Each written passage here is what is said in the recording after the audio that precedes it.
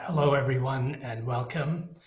I'm John Kasbarian, the Interim Dean of Architecture, and it's my great pleasure to welcome you to the third and final faculty presentation this semester in our Noon Talks, part of our fall lecture series. Again, thanks to the committee who organized these lectures, which was chaired by Assistant Professors Sarah Nichols and Brittany Udding, and the staff members who are helping implement them, especially Christine Worley. As usual, following the lecture, one of the student members of the committee will conduct a Q&A. So please enter your questions at the bottom in the Q&A function of your Zoom screen. I should also like to mention that all lectures are recorded and can be found on the Rice Design Alliance website. Also, on a programming note, over the next few weeks, RDA has organized a series of lunchtime lectures by the winners of the 2020 Houston Design Research Grant, sponsored by the Mitsui Foundation. The first is this Friday, the 16th at noon, by the student winners, Anna Fritz, Sri Kale, and Edward Liu. The theme of our series, Race, Social Justice, and Allyship, not only initiates a long overdue discussion about these topics in the school, but it is a very first step in our response to the ever more urgent concerns of our extended community, that we act decisively in implementing long-term change in the ways we recruit, educate, and foster future generations of architects. Last year, I initiated these faculty noon talks to give my colleagues an opportunity to introduce themselves to a wider audience than just their own students, and to share their research and interests in advancing our common conversation within the school. This year, I've also asked my colleagues to address the relevance of the theme of the lecture series in their own work. So today it's my great pleasure to introduce Nonya Grenader, FAIA, a professor in practice in the School of Architecture who's had a profound influence on the pedagogy of the school and also to generations of students through her teaching and practice. She, together with Danny Samuels, was instrumental in reconfiguring early on the freshman studio after the retirement of the legendary Eleanor Evans, building upon that foundation and developing it into a unique and distinctive program in its own right. She also co-founded with Danny Samuels the Rice Building Workshop, now called Construct, and was responsible for its early success and its collaboration with Project Row House and Rick Lowe. Her current courses on restoration, renovation, and reuse, and on the historical, representational, and political aspects of the house are significant components of our history and theory offerings, and are always, I might add, oversubscribed. They also reflect the nature of her important and award-winning practice that has produced incredibly beautiful work that is as sensitive to the context as it is powerful in its execution.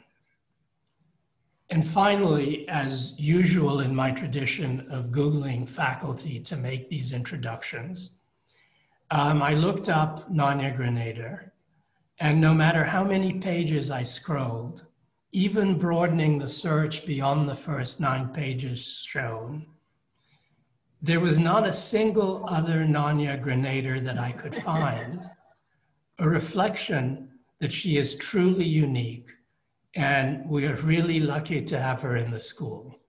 So please join me in welcoming Nonya. Well, thank you, John, for that kind introduction. It's really significant to me because you were such a big part of it all. So without further ado, I'd like to start. And even though we're all apart, welcome to everyone, and I hope I get to see you soon. Well, as an undergraduate, space, time, and architecture was widely read. And I remember noting how often Gideon mentioned the relationship of artists and architects. Rachel Geiser, in his recent and fascinating book, Gideon in America, reflects on those collaborations across boundaries. When I started my small practice, I was fortunate to have a number of clients that were artists or those who worked closely with them. And those collaborations brought new resonance to the work. Since then, I've often thought about the importance of listening to and learning from others in different fields with different histories and different perspectives. The sculptor, Jim Love, was an early client. You may know him from his work all over Houston and beyond. And I think that not only was his work notable on Rice campus, there are 3 installations, but in addition to his work as an artist, he worked closely with the Manil collection for years, installing many of their exhibits. In 1969, a year after Jim's Bouquet No. 2 was put at Lovett College, John and Dominique de Manil commissioned 2 corrugated metal buildings designed by Howard Barnstone and Eugene Aubrey. And they housed extraordinary shows, beginning with the machine as seen at the end of the mechanical age. The buildings, one of them in the lower left, was known as the Art Barn. And it was thought to inspire a tin house movement in Houston's West End neighborhood. It was there that Jim bought 3 50 by 100 lots. He erected a metal warehouse for his studio, but it wasn't until 2001 that he started thinking about building a place to live.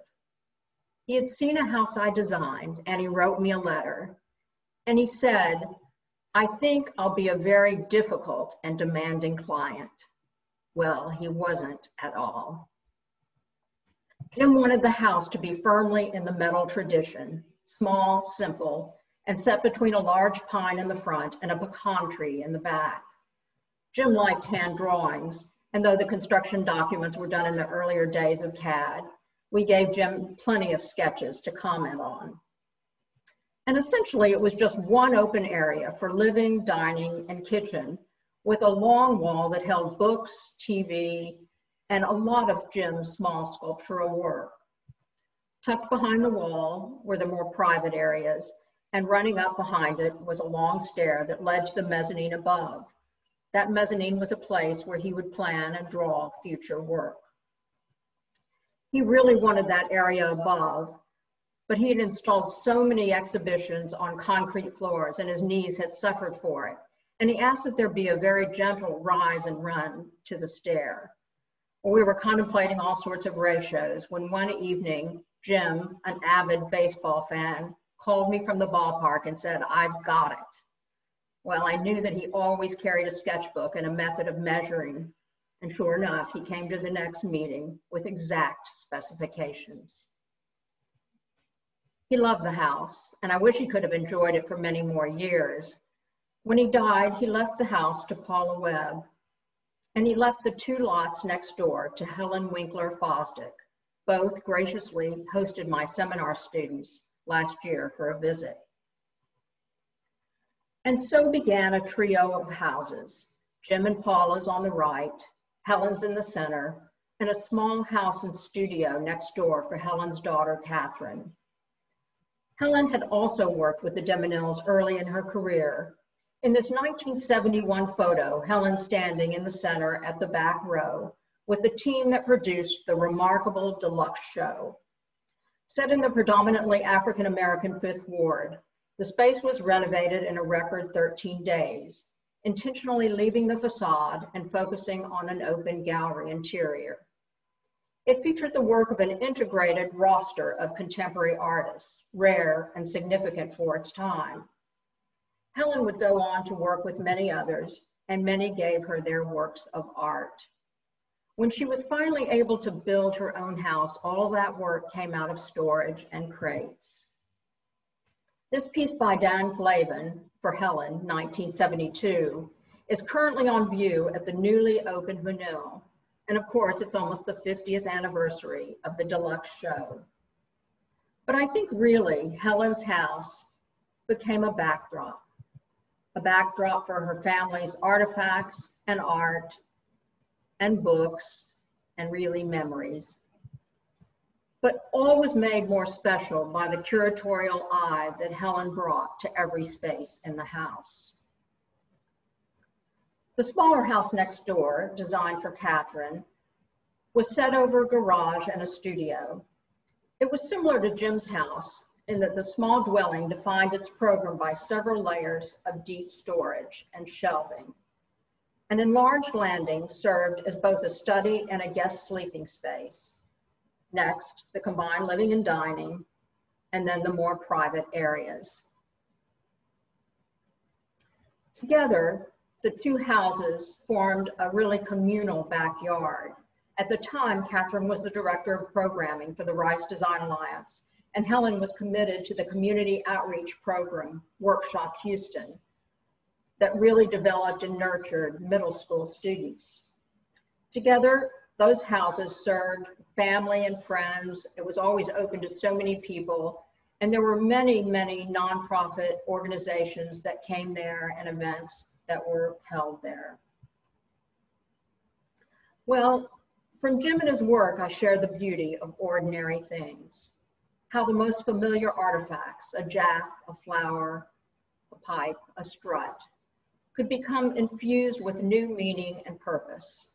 And from Helen, I understood her tremendous respect for the artist and how even set in a modest dwelling, their work could transform every space. More recently, my firm has focused on adaptive reuse. I had the opportunity to work on this former textile mill in the industrial area of Houston's Heights. And though it was listed on the National Register of Historic Places, the block-long complex had long been neglected, and it would be rehabilitated in 5 phases over 12 years with 8 clients who were really interested in bringing new use to the buildings. A set of idea drawings were done, and we thought about ways to bring in cores of use like arteries into the building with as little disruption as possible.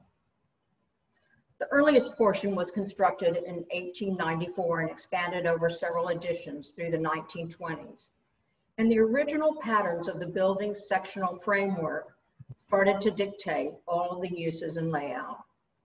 Because of its time frame, a range and mix of construction methods were evident, from timber structure to concrete. And there were a mix of uses also, both working and living, which filled the spaces. Minimal original materials were removed to create code-compliant stairs and circulation areas. And those resulting materials were salvaged in the field and repurposed throughout the project. Wood beams were planed into stair treads, and wood flooring was reconstituted into other benches and common areas. Fire doors that had had layers of paint were restored to their original finish. And the studio users also brought their own ideas to the spaces. We tried whenever possible to incorporate artifacts from the former mill use, and the unique structural elements that had accommodated spacing for that large machinery of the textile mill were retained. There were steel trusses that had long been encased, and they were revealed and really became a highlight of the building. With a bakery and a cafe, the complex is active at all times of the day. Like the residential projects, it was possible because of collaborations with talented young architects who worked with me, diligent contractors and consultants who brought great problem solving to every solution, and also insightful documentation by Paul Hester and Nash Baker, who always bring such keen observations to every project. Moving up through the tower, there's an apartment, its old core becoming the kitchen and bath. And at the very top, an original Seth Thomas clock, which was completely taken apart and repaired by the local chapter of watch and clock collectors. Recent seminars, as John mentioned, at Rice have aligned with those professional interests. We've looked closely at many issues surrounding the house and adaptive reuse.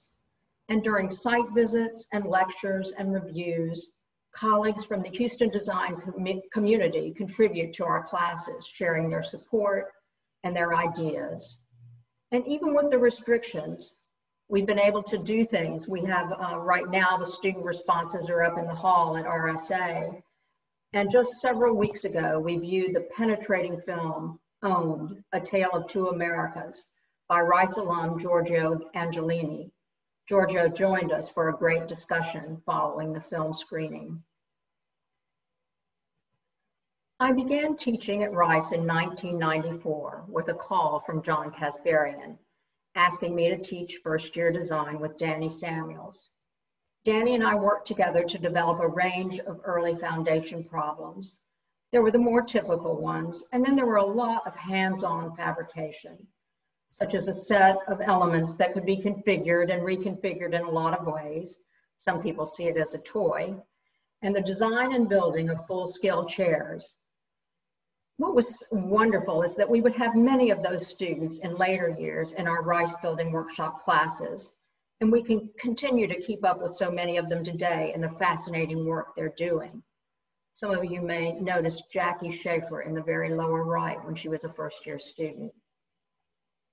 Though we had the traditional reviews with faculty, we took opportunities to invite kids from local schools to visit Rice, to test the projects, and to talk with our students and understand more about the process of architecture. The bridge between practice and teaching has, for me, been productively blurred. And in that space between the two, I've been fortunate to be involved in projects with larger communities.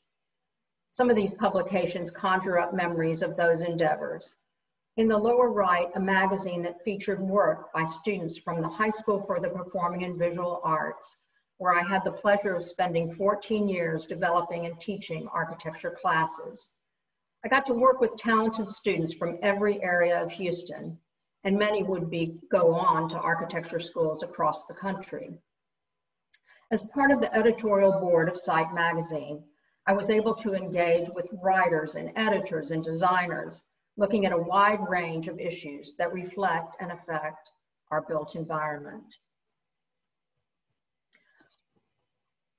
And as a longtime volunteer with the Rice Design Alliance, I co-chaired the 99K house competition, resulting in 184 entries presented to a national jury.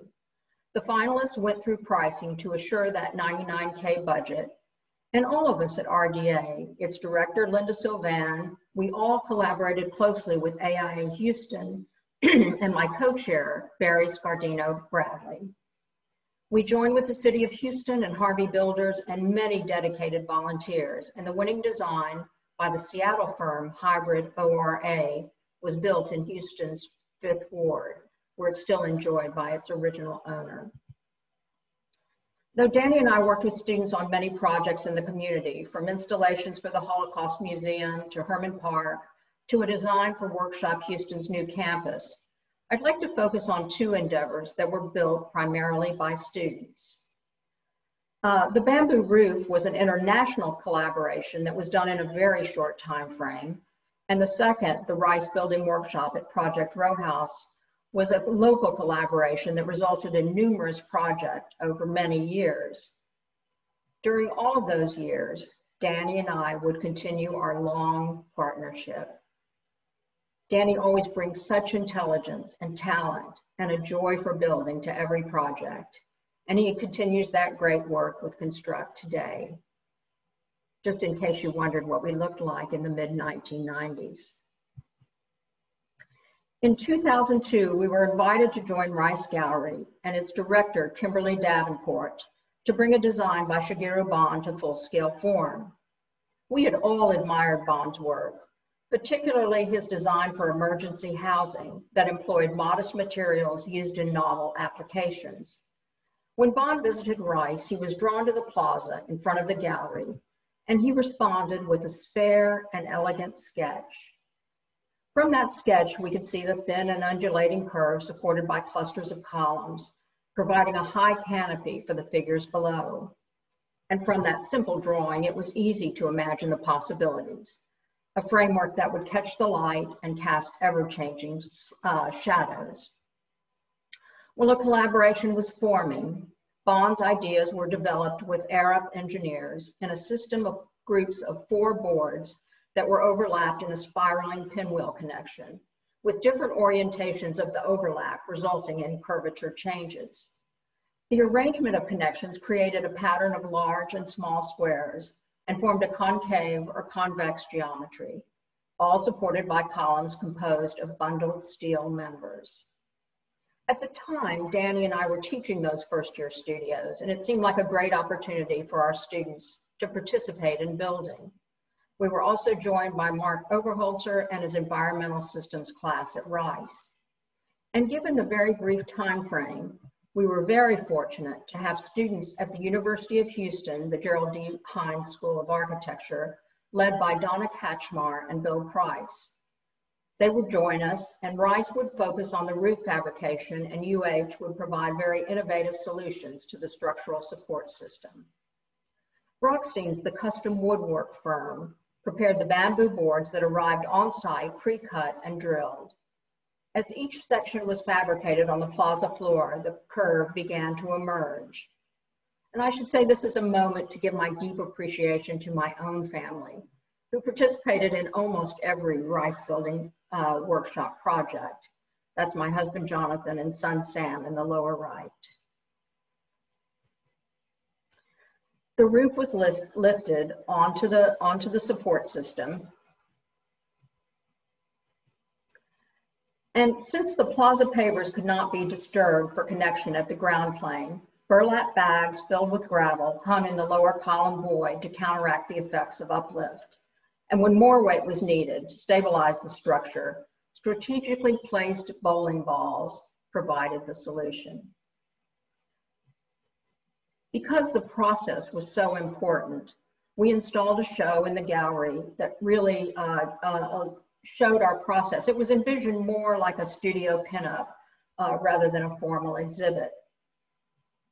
When Bond visited the completed work, he noted that the cooperation of students always keeps a project going ahead and ultimately makes it a better achievement.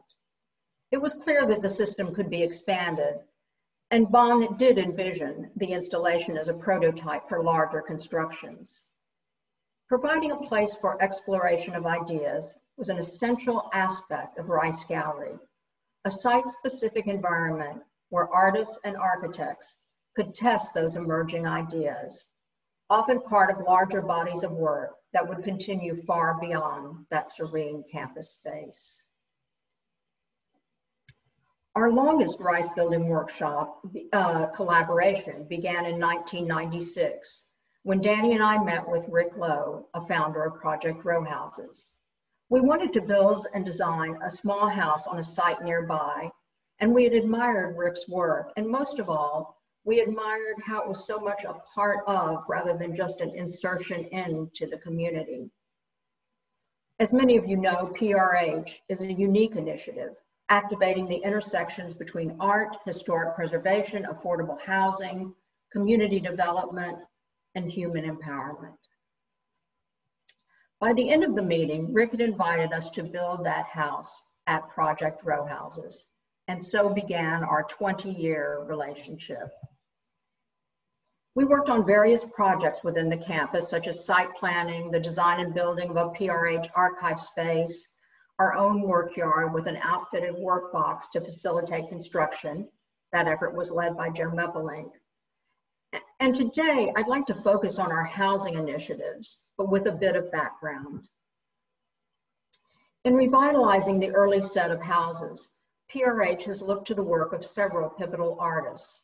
They embraced the notion of social sculpture that was expressed by Joseph Beuys, and they drew inspiration from the luminous paintings by John Biggers, whose work celebrated the shotgun-style house for its dignity, simplicity of form, cultural significance, all made complete by the people who inhabited them.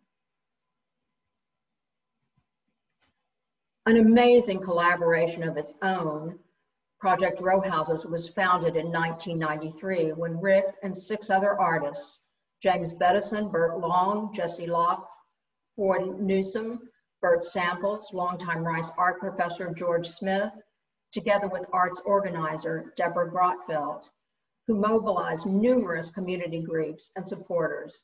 And those original houses that many thought to be way beyond repair were rehabilitated, their interiors spilling onto porches and the collective yards. Those first houses served as gallery spaces where countless rounds of artists have transformed the dwellings into site-specific installations. I so clearly remember some of those early ones, where disposable cameras were given to everyone in the neighborhood and the resulting photos put in canning jars set along the edges of the row house, or taken down to its shiplap, where mesmerizing portraits were done on the raw walls. Another set of houses became home to the Young Mothers program that offered families a nurturing environment, usually for a year residency. And in that first meeting with Rick, we understood the need to extend those housing options for the families that were finishing the program but wanted to remain in this unique campus, for those that were really being priced out of the neighborhood, and for the artists who were really pursuing ideas and work on campus. We didn't work in a studio format, but rather seminars with design and build segments. We typically offered a range of schemes, and it was essential that the PRH group, the staff, the board, and the community representatives selected the design that would move forward. They were the client group. Our first project was envisioned as a next step for the Young Mothers program and set directly behind it. And PRH selected the 6 square house, a modular system that could be configured in a variety of ways. In this version, a 2-bedroom, 1.5 bath version, it employed selective voids, which created front and back porches and an overlook from a study area above. So many more people wanted to live on this unique campus, and quickly following was a desire for a duplex version. Again, a group of fascinating designs, but one group of student designers proposed a duplex version of the 6 square, and that was selected. In this case, there were a larger number of buildings, and those were built by a local contractor. Danny looked at a 3-bedroom unit, and many more of those are now built, which provide even more affordable dwellings in the neighborhood. The extra small, or XS house, reimagines the typical row house typology in more contemporary terms, with generous openings at both ends and a center core wrapped in translucent material. The students could experience that magical process when a project goes from model to framing to finished product. A thickened west wall holds mechanical and storage, and the center core blurs the edges between public and private.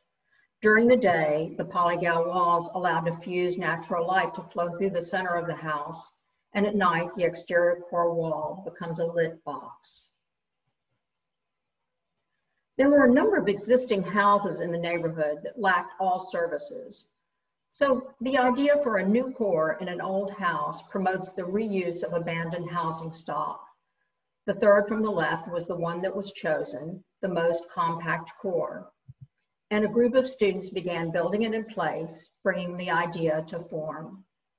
Set in the relative center of the original house, the square core appears like a piece of furniture, with each millwork face responding to a different domestic use: cooking, sleeping, living, dressing. And I think that really what happened with this house was just so interesting. The students wanted to design furniture for it as well.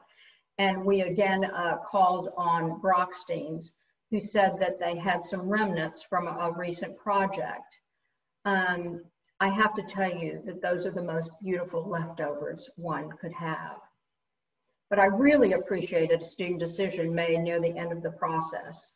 We planned to paint the ceiling and sand and refinish the floors, but we all realized that the markings of the original layout, the divisions of rooms, the history of the house should be preserved. So a clear coat of finish allowed the remembrance of that use. We were selected to participate in the Department of Energy's 2009 Solar Decathlon with a house that would be displayed on the mall in Washington, D.C. This time, RSA students and faculty would vote on the design that would move forward. And we would be joined by Rice engineering students led by Brent Houchins. And as with so many RBW projects, we received valuable structural input from Gordon Wittenberg and Christoph Spieler. Zero House translated the row house into a sustainable and modern prototype using active technologies. Zero with, of course, the goal that it would have net zero energy use, and Row with the hope that it could return to Houston as part of Project Row Houses. The selected house featured two cores, a wet core and a light core, that activated the long, narrow plan that was designed to travel. The wet core incorporated all of the traditional services, including solar panel and hot water tubing systems. We built the house on campus, where RSA students and the entire Rice community could visit us often and view our progress. Near completion, features such as a green wall and an extended porch were packed as the house was prepared for transportation to Washington. It didn't escape us that transporting the house on a flatbed truck had energy implications of its own. But when it arrived, Danny was the first to enter and called to report that there wasn't a single crack in the sheetrock. Good news indeed. Our house is third from the right on the back row. And though surprisingly cost wasn't part of decathlon judging, ours was by far the lowest cost of all 20 houses. So it was great to receive both second place in the design and marketability categories. After our year, cost would become a factor in judging. After arrival and setup, there was a quiet morning before thousands of visitors would come to the house. The house had to perform in a number of categories, such as having other teams to dinner, doing laundry. We had a dryer as required, but the students, knowing that it had such a high energy use, insisted instead on a clothesline. We lost some points, but we really admired that decision. Most importantly, the house had to be at net zero energy use by the end of the competition. Teams of students were able to join us, and they could present the house for judging, and also to the really thousands of people who came, people of all ages. That row house alignment translated into a contemporary addition that would come back to Project Row Houses. It would arrive and be set next to the extra small house. We also monitored it for the next year for its performance. The engineering students did that. And it would have its first dweller, Stephanie Jemison, an artist in residence, who shared such insightful observations about cities and their layers of history. Danny and I were always thinking about the team that made it happen on this and every project. Not only the important contribution of every student, but the generosity of the student designers that shared ownership of their ideas with the teams that would see the work to completion. Our Rice deans, Lars Larup, who was instrumental in starting the building workshop, along with support from John Kasbarian, Sarah Whiting, and so many RSA colleagues. All of the consultants, the supporters, the donors, and the volunteers really enabled us to take the project, every project, from design to building. Of course, there are images like this for every project. Well, the core as an idea had become a theme used in various applications to reinvigorate housing, stock, or a new construction, elevating the basic services into a design opportunity.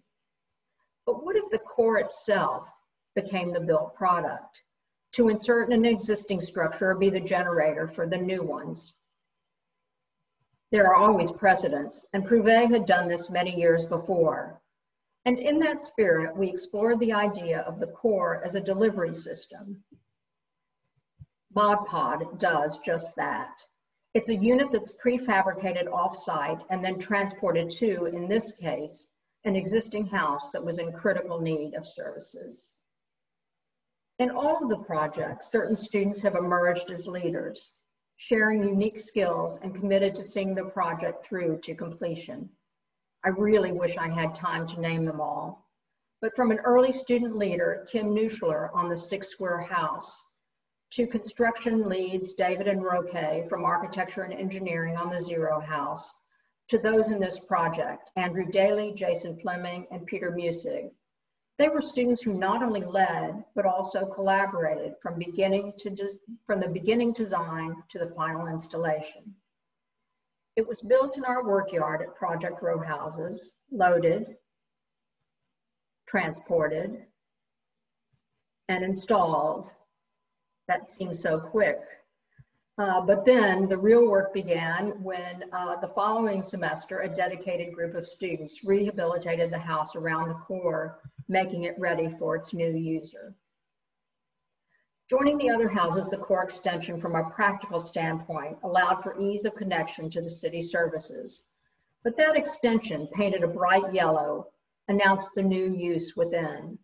Lars Larup noted, that new shining core poking through the outer wall reminds us of the climatic effects in the city culture and our city, not exactly known for reverence with its past. I think looking back, it was not just the architecture, but the people and interaction of Project Row Houses that was so memorable. The design reviews with Rick and the community development groups, and sharing the work with after-school classes. The interactions with the people who actually lived in the houses. On the left, Eugene Howard, who lived in the extra small house for several years, with his neighbor, Cleveland Turner, known to us all as Flower Man, who created his own exuberant, ever-changing art installation. And in many ways, I think the workshop was an examination of not having enough, of finding solutions, listening to the desires of clients, and working within the constraints of limited budgets, timeframes, and code requirements. In spite of the limitations, or perhaps because of them, the students displayed their remarkable ingenuity, providing innovative design solutions to every project. In more recent years, PRH leadership included some very talented women, Linda Shear and Asada Richards on either side of Rick, and at the bottom a PRH artist with the current director, Eureka Gilkey, in the center, and longtime program director, Ryan Dennis, on the right. And those installations, well, they continue, now over 50 rounds. Recent exhibits continue to reveal potent subjects that are made even more powerful by their historic site and its specificity. Rick Lowe's own recent work is a beautiful reflection on the inherent pattern and strength of the neighborhood typology. So I'll end as I began, with the artist, using a single element that may be repeated and appears like a quilt pattern or a site plan or a network or a set of intersecting paths, gaining power as that single element replicates, reminding us that every endeavor is better with collective thoughts. We now need those collaborations that reach across different perspectives, different histories, and that are greatly enriched by the intersection of ideas. Thank you. Thank you so much for this wonderful lecture, Nonya. So now let's move on to the Q&A session. First question is from me. I was wondering, what is the collaboration like between our different roles, like engineers, architects, and contractors, especially during a self-build process? Is everyone just involved spontaneously in design together? Well, it's probably a little different for every project. I mean, some that are so large, like the Solar Decathlon project, we really needed a lot of help from all sorts of people. Some that are smaller, it was really done a little more in-house. But I really can't emphasize enough how all of these consultants, starting with our own that were in-house, like Christoph, really started to inform our projects, or say partnering with the engineering department, who brought a whole host of other new ideas and ways of thinking about the building. So, and I would say even in a kind of personal sense with a professional life, that I think the building workshop for students, it really teaches you that as a designer, you know, we become very engaged in the drawings and what the design does, but getting it built is another thing.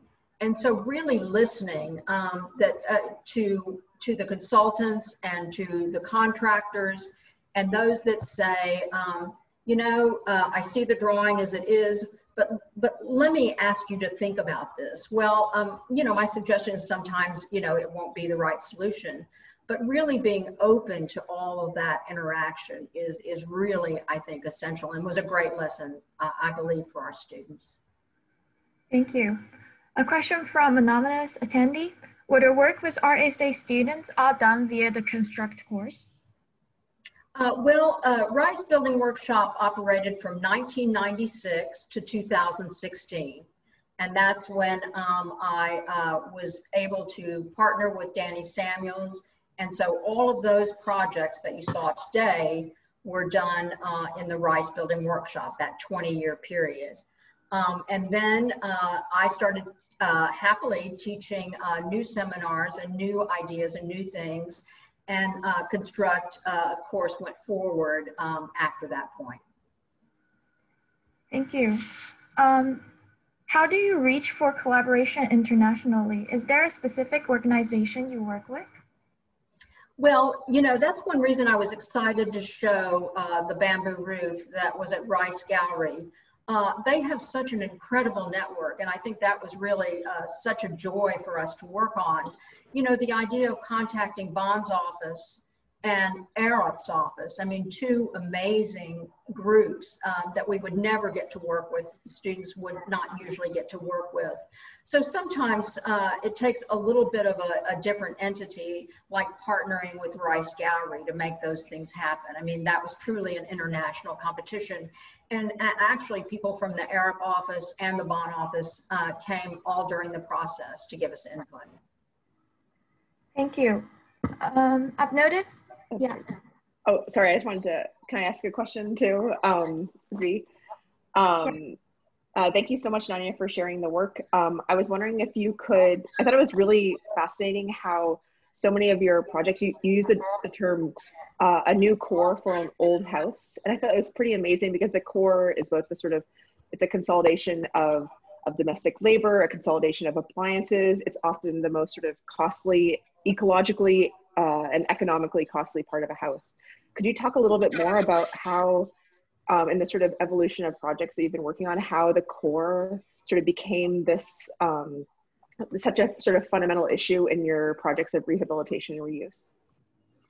Sure. You know, for me in my practice, working on that adaptive reuse project in the Heights, the textile mill, the core early on for me became a real interest because it was a way to provide this kind of new service to the building without disrupting the building as much as possible. So I really wanted to be very specific about inserting those services without expanding and really perhaps damaging a lot of the historic qualities of the building.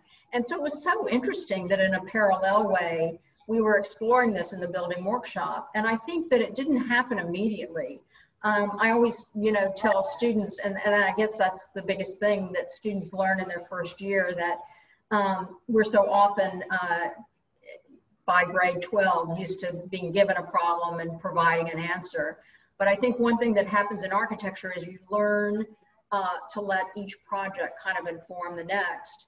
And so it was interesting that the core really, there was a point when we really realized that this was becoming a theme for us. And you really hit on, Brittany, so many of the thoughts that it's the most costly. And Danny and I have often talked about, not only is it the most costly, it's the most time consuming. I mean, it's the thing that in any project will really make the project last a lot longer, getting all the different entities involved and getting all their uses employed in the building. So this idea of the deliverable core near the end of that exploration became a real interesting idea for us. Of course, the beauty of it would be that if 50 were built off site and then taken to either houses that needed abandoned houses or housing stock that needed services, or 50 cores taken to a site in a very efficient house built around them, that of course doing it one time doesn't have economy of means, but I think the real promise of that project would be doing it in multiples. Thank you so much. Another question from anonymous Candy. Have you collaborated professionally with others than your clients or consultants, perhaps other architects?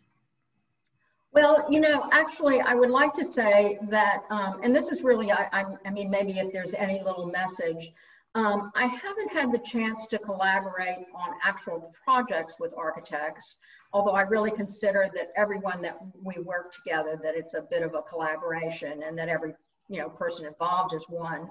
But I really like that question because what I have done is collaborate with other architects on exhibit installations and on talks.